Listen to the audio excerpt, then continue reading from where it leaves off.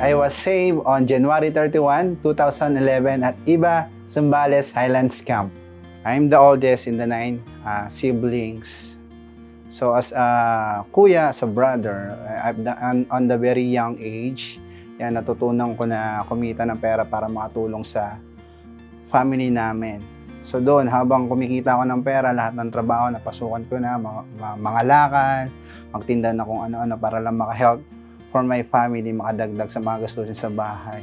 But, sa ganung bagay, pumasok yung addiction sa pagsusugal, na-addict sa pag-computer, and also nadala ko yun ng high school ako hanggang sa nabarkada, napasama sa mga barkada. So yung ganung bagay, nadala ko yung ganung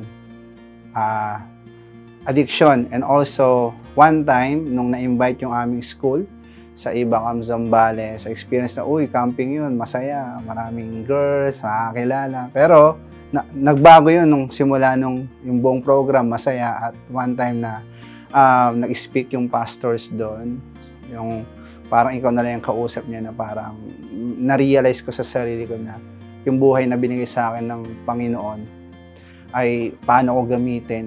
Pagsira, yung binigay niyang buhay, ano yung ginagawa ko. That's the time na nakilala ko yung Panginoon and I accept Him as my Lord and Savior. Until I invited on the church in Youth Jam.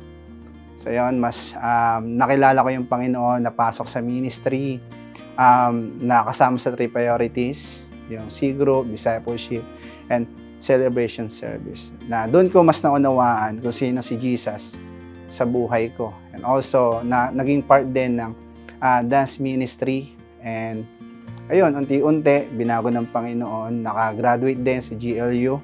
And also, yung experience na pinadama sa akin ng Panginoon, yung mga blessings na nararanasan ko nung simula nang in-accept ko siya sa buhay ko. Ay hindi lang ako yung binago ng Panginoon, kundi yung family ko, yung mga friends, and also yung mga nakapaligid sa akin.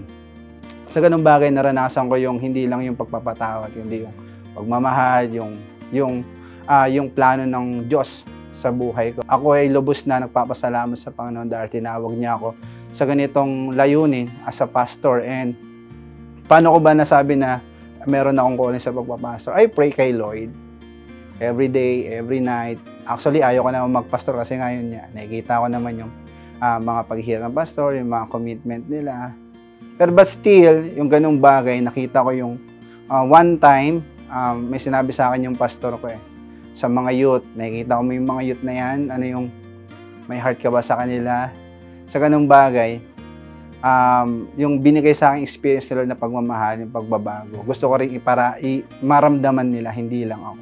So doon, nagkaroon ako ng compassion, ng love sa kanila. Pero but still, meron pa rin takot sa sarili ko. I pray to the Lord na kung dito mo ako tinawag, Lord, gumamit ka ng mga taong tutulong sa akin na ipakita yung calling ko.